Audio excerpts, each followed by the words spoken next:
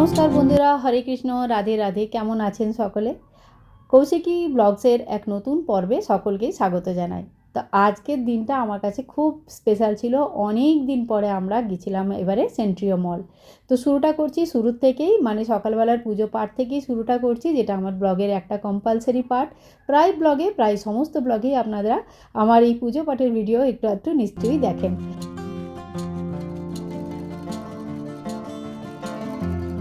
তো আজকের দুপুরবেলার খাওয়া দাওয়াটা আমাদের সেন্ট্রিও মলেই হবে, সেখানেই খাওয়া দাওয়া হবে। যদিও জানি এখন খাওয়া দাওয়ার খুব অসুবিধা। পরীক্ষা চলছিল মেয়ের প্রায় 1.5 মাস ধরে, আর ছেলেরও পরীক্ষা হয়ে গেছে। এর মাঝে আমার হাজব্যান্ডের বাইরে কিছু অফিসের কাজ পড়ে গেছিলো, যার জন্য একটা লম্বা সময় এমন হয়ে গেছিলো যে আমাদের বাইরে একটুও বেরোনো হয়নি। মানে বাইরে যাওয়ার মানে বিশাল কিছু ঘোরাফেরার কথা বলছি না, সামান্য কিছুও বাইরে যাওয়া হয়নি। তাই এবারে ঠিক করেছিলাম যে এইবারে যেমনই হোক এক চক্কর ঘুরে আসবো। এখানকার সেন্ট্রিও মলটা যে বিশাল বড় তা নয়, তবে এখানকার সেন্ট্রিও মলটা বেশ সুন্দর আর ছোটোখাটো সাজানো গোছানো, তাই আপনাদের সঙ্গে শেয়ার করি ভাবলাম।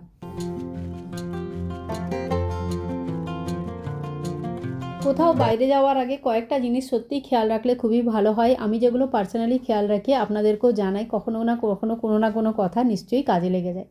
বাইরে যাওয়ার আগে সবসময় ঘরটাকে গুছিয়ে যাবার চেষ্টা করি। যত রকম বাসনপত্র ধোয়া ছিল সেগুলোকে নিজের নিজের জায়গায় রাখা, অথবা সন্ধেবেলায় এসে যদি ক্লান্ত লাগে, ভালো না লাগে, তাহলে একটুখানি সন্ধ্যের জন্য তরকারিটা করে যাওয়া। এইভাবে আমি নিজের কাজগুলোকে এগিয়ে নিয়ে যাই, আর আমি নিজের কাজগুলোকে এইভাবেই ব্যবস্থিত করে রাখি। যদি সন্ধেবেলায় আপনাদের কোনো ক্লাসেস থাকে, যেমন কোনো যোগা ক্লাস বা এরকম কোনো ক্লাস থাকে, তাহলে সেক্ষেত্রেও তরকারিটা, রাতের কিছু রান্নার ব্যাপারটা যদি সকাল দিকে একটু এগিয়ে রাখা যায় তাহলে অনেকটাই সুবিধা হয়। অ্যাকচুয়ালি সব কিছুই যখন আমাদেরকেই করতে হবে তখন সময়টা একটু নিজের মতন ম্যানেজ করে নিলেই ভালো। আর এই দেখুন, রান্নাঘরে এই মানি প্ল্যান্টসগুলো সাজিয়ে রাখতে আমার ভীষণ ভালো লাগে। সত্যি কথা বলতে শীত, গ্রীষ্ম, বর্ষা সবসময়তেই বাইরের মানি প্ল্যান্টের থেকে ভেতরের মানি প্ল্যান্টগুলো অনেক বেশি ভালো থাকে। তাই এখানে আজকে মানি প্ল্যান্টগুলোকে ভালো করে ঘষে ঘষে ধোবো, আর ওদের যে জারগুলো আছে সেগুলোও খুব ভালো করে পরিষ্কার করব। আর এইখানে যে জলটা আমি ইউজ করি সেই জলটা ফিল্টারের জল ইউজ করি, যাতে করে দাগটা কম হয়। এখানে আসলে জলের মধ্যে মানে একটুখানি ক্যালসিয়ামের পরিমাণটা বেশি, তাই খুব বেশি সাদা সাদা দাগ চলে আসে। আর এই যে এক্সট্রা শিকড়গুলো, এইগুলোকেও কেটে দেবো। এগুলো খুব জটা পাকিয়ে থাকে, দেখতেও সুন্দর লাগে না। আর এগুলো খুব বেশি বেড়ে গেলে তখন গ্রোথটাও নষ্ট হয়ে যায়। ইনডোর ডেকোরেশনের জন্য মানি প্ল্যান্ট সত্যিই খুব ভালো। যে কোনো জায়গায় হ্যাঙ্গিং পজিশনে অথবা কিচেনে এগুলোর মানে দেখলেও সুন্দর লাগে, রাখাও খুব সহজ। আর সত্যি কথা বলতে 7 দিন 10 দিনে একবার জল চেঞ্জ করলেই যথেষ্ট। প্রতিদিন জল দেবারও প্রয়োজন নেই, প্রতিদিন এদের খেয়াল রাখারও প্রয়োজন নেই। নিজেই নিজেদের খেয়াল রাখে, সাথে আপনারও খেয়াল রাখে। তো একটুখানি গ্রিনারি যদি থাকে না, মনকেও শান্তি দেয় আর দেখতেও সুন্দর লাগে। হরেক রকমের ডেকোরেশন আইটেমের থেকে এই ধরনের যেগুলো ন্যাচারাল জিনিস, সেগুলো দেখতে সত্যিই লো মেনটেনেন্স আর ন্যাচারালি সুন্দর। এইগুলো দিয়ে ডেকোরেট করবেন, খুব ভালো লাগবে। তো আমার এই যে কাঁচের বোতলটা, এটা একটা বড় কাঁচের বোতল ছিল, নুন রাখতাম আগে, কিন্তু পরে এর ঢাকাটা ফেটে গিয়েছিলো যেমন মানে কোনোভাবে, আর বোতলটা অকেজো হয়ে পড়েছিল। তো বোতলটা এত শক্ত, এত সুন্দর যে সত্যি ফেলতে ইচ্ছা করছিল না। এই গোল গোল মানে যে চেহারাটা, সেটাও খুব ভালো লাগতো আমার। সেই জন্য এটাকে এখন এইভাবেই ইউজ করছি। আর এটা একটা ছোট্ট স্নেক প্ল্যান্ট টাইপের। এটা আমাকে একজন গিফট দিয়েছিল। তো এইটা দেখে আর্টিফিশিয়াল মনে হয়, এত সুন্দর দেখতে লাগে। বহুদিন হয়ে গেল, প্রায় 2 বছর এখানেই আছে স্নেক প্ল্যান্টটা। একে মাঝে মাঝে ধুয়ে দিই আর রোদে রেখে দিই।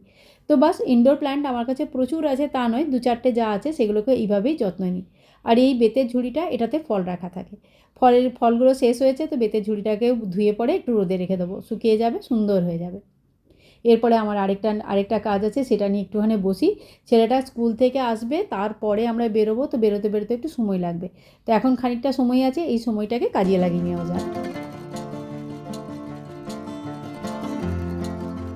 আমার অনলাইনে জামা কেনার পরিমাণটা বেশি কম্পেয়ার টু অফলাইন। খুব একটা অফলাইনে জামা আমার কেনা হয় না, কেনা একদম হয় না সেটা বলাও ভুল, তবে অনলাইনের পরিমাণটা অনেক বেশি। এখানে জামার বাকি সাইজ তো মানে কোনো অসুবিধাই হয় না, বিন্দাস হয়ে যায় সব কিছুই। কিন্তু লেন্থের দিকে একটুখানি অসুবিধা হয় বই কি, কেননা আমার হাইট খুব একটা বেশি নয়। তাই আজকে 4-5টা জামা কাপড় নিয়ে বসেছি, একবারে এই লেন্থটা ছোটো করে নেবো, দেখতেও সুন্দর লাগে, আর পরলে পরেও অন্য কারোর জামা পরে আছে বলে মনে হয় না। তো এখানে এই তো কয়েকটা জামা আছে যেগুলো তো ট্যাগও কাটা হয়নি, একেবারেই নতুন। শুরুতে শুরুতে খুব ভয় লাগতো, মনে হতো জামাটা নষ্ট হয়ে যাবে। এই চক্করে কোনো জামা তো ট্যাগ অবস্থাতেই 2 বছর রয়ে যেত, আর কোনো জামা প্রায় পরাই হতো না। তো এখন ভাবি নষ্ট হয়ে যাওয়া আর পড়ে থাকা দুটোর মধ্যে বিশেষ আর কিছুই পার্থক্য নেই। সাহস করে একদিন এগোলাম, আর সত্যি কথা বলতে যেদিন থেকে সাহস করে এগিয়েছি সেদিন থেকে আর পিছোতে হয়নি। নিজেই করে নিই এই কাজগুলো। মানে একটা সোজা সেলাইতেও দিতে হবে এমন কিছু বিশাল তীর মারার কাজ নয়। তাই এই কাজগুলো খুব সহজেই হয়ে যায়, আর ড্রেসগুলোও পরার মতন হয়ে যায়।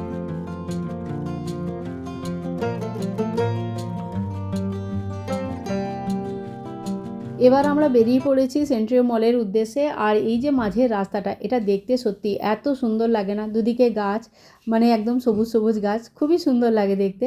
খিদেতে ছেলের অবস্থা খুব খারাপ, ফটো ভিডিও বানাতে একেবারেই ইচ্ছে করছে না, ভিডিও ইমিডিয়েট বন্ধ করো, প্রচণ্ড খিদে পেয়েছে, এরকম অবস্থা আর কি। সত্যি কথাই আমারও প্রচুর খিদে পেয়েছিল এই সময়, অনেক। বাড়ি থেকে যদিও বেশি দূর নয়, রাস্তাটা এরকম যতক্ষণ খালি থাকে ততক্ষণ পৌঁছাতেও কোনো অসুবিধা হয় না। কিন্তু মাঝখানে একটা জায়গা ছিল যেটার আর ফটো আমি তুলিনি। সত্যি কথা বলতে ওখানটা এত ট্রাফিক জ্যাম হয়েছিল, প্রচণ্ডভাবে ভিড় হয়ে গেছিলো, যার জন্য আমাদের ওখান থেকে পৌঁছাতে অনেকটাই সময় লেগে গেছিলো। আর এখন তো সকলেই জানেন গ্যাসের একটা বিশাল সমস্যা হয়েছে। আমরা সেন্ট্রিও পৌঁছাতে গেছিলাম, খুব খিদের পেটেই পৌঁছেছিলাম। ছেলে মেয়ে দুটোর অসুবিধা কিছু হয়নি, কারণ ওরা যেটা খায় সেটা এখনও পাওয়া যাচ্ছে। ওরা নর্মালি গেলে পরে এখানে এসে পরে যে ম্যাকডোনাল্ডসের ইয়েগুলো পাওয়া যায়, বার্গার পাওয়া যায়, সেই ধরনের জিনিসগুলোই খায়। তো এখানে এসে ওরা ওটাই অর্ডার করেছে।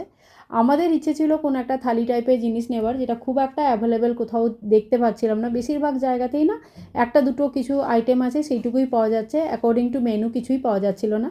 আর মানে এটা কোনো এক জায়গার প্রবলেম নয়, এটা একটা আন্তর্জাতিক প্রবলেম। তো আপনারাও হয়তো আপনাদের নিজেদের জায়গাতে এই জিনিসগুলো ফেস করছেন। তো প্রথমে নানা দোকানে ঘুরে ঘুরে দেখছিলাম কোন দোকানে কী পাওয়া যায়। সাজিয়ে গুছিয়ে অনেক কিছুই রেখেছে, দেখে মনে হচ্ছে সবই পাওয়া যাচ্ছে, সবই ঠিকই আছে। কিন্তু যে মোমেন্টে আপনি দোকানের সামনে গিয়ে দাঁড়াবেন আর মেনু কার্ডটা দেখতে থাকবেন, তখনই হয় জানানো হবে কি এখানে এখন কিছুই পাওয়া যাচ্ছে না, অথবা এই দুটো জিনিসই অ্যাভেলেবেল আছে, আপনি দুটোর মধ্যে একটা কিছু অর্ডার করে নিন। তো কাইন্ড অফ এরকম সিচুয়েশনই আছে। আমরা এখানে ছোলে কুলচের একটা থালি অর্ডার করেছিলাম, খেতে ভালো ছিল, যাই হোক। তো সেটা আমরা খেলাম। আর এরপরে আমরা এসেছি এখানে 99 মার্কেট 99 বলে একটা দোকান আছে। এখানে জিনিসগুলো আমার বেশ পছন্দ হয়। তবে এখন আমি খুব বেশি জিনিস এখান থেকে আর নিই না। তার কারণ এটাই যে আমাদের বাড়িটা খুব ছোট। বাড়িটা বেশি বড় না হওয়াতে জিনিসপত্র কিনে পুরো একদম দোকান হয়ে যায় ব্যাপারটা। সেই জন্য আগে আমার খুব নিতে ইচ্ছে করলেও নিজেকে কন্ট্রোল করেছি, আর এখন রীতিমতন কন্ট্রোল হয়ে গেছে। এখন আমি আনতে মানে দেখতে যাই, দেখি কয়েকটা যেগুলো প্রয়োজনীয় জিনিস সেগুলো নিই, কিন্তু হাবিজাবি যা পছন্দ হয়েছে তাই উঠিয়ে নিয়ে এলাম, এই ব্যাপারটা আর এখন আমার মধ্যে সত্যিই নেই। যেমন এই গাছগুলো দেখতে সত্যিই সুন্দর লাগছিল, সাজিয়ে রাখলেও সুন্দর থাকতো, বাড়িতে যদি জায়গা থাকে তাহলে নিশ্চয়ই নিয়ে যাওয়া যেত। কিন্তু এখন মানে কারেন্ট পরিস্থিতিতে এইটুকুই বলতে পারছি যে এগুলো দোকানেই সুন্দর, বাড়িতে পর্যন্ত যাওয়ার পর মানে এগুলোকে রাখার জন্য আমাকে আলাদা করে একটা জায়গা খুঁজতে হবে। আপনাদের ঘুরে পরে দেখাচ্ছি 99টা, আপনারা বলবেন আপনাদের কোন জিনিসগুলো বেশি ভালো লাগলো। আর এখানে কাপের একটা হিউজ কালেকশান আছে, বিশাল বড়। তো এখান থেকে আমরা কিছু কিছু কাপ মাঝে মাঝে নিয়ে যাই, যেটা পাল্টে পাল্টে আমার মেয়ে মানে চা, শরবত, দুধ যাই থাক না কেন সেটা ওর কাপের একটা শখ আছে। তো এখান থেকে কিছু কিছু কাপ আমরা নিয়ে যাই মাঝে মাঝে। আর নানা ধরনের সেরামিক আর তার সাথে মেলামাইনের জিনিসপত্র ছিল।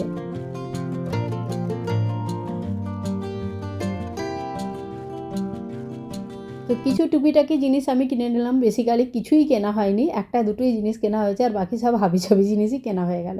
এরপরে বাড়িতে ফেরার পালা। তো বাড়িতে আমরা মোটামুটি 4:30 পৌনে 5টা নাগাদ ফিরে এসেছিলাম। গোল্ডি বাড়িতে একা থাকে, 2-3 ঘন্টার বেশি ওকে আমরা একা ছাড়ি না, কেন ও ঠিক মানে একা থাকাটা না ও ঠিক পছন্দ করে না।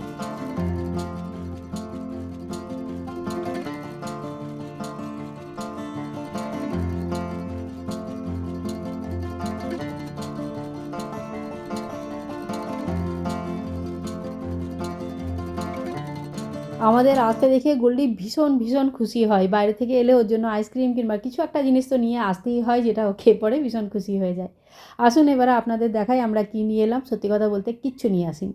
তো যাই হোক, এইটা সবথেকে আগে দেখাচ্ছি যে এইটা একটা কালার পেন্সিল, যেটা স্কুলে প্রায়ই লাগে। তো বড় বড় কালার পেন্সিলগুলো নিয়ে যেতে চায় না, তাই ছোটো মতন একটা নিয়ে এসেছি। সবথেকে পছন্দের জিনিসটা হলো এই সেরামিকের একটা প্ল্যান্টার। এটা যে কোনো জায়গায় ইনডোরে লাগানো যেতে পারে। কালারটাও খুব মিষ্টি, খুব সুন্দর লাগলো, হালকা গ্রেইশ ব্লু টাইপের। আর 249 এটার প্রাইস হয়েছিল।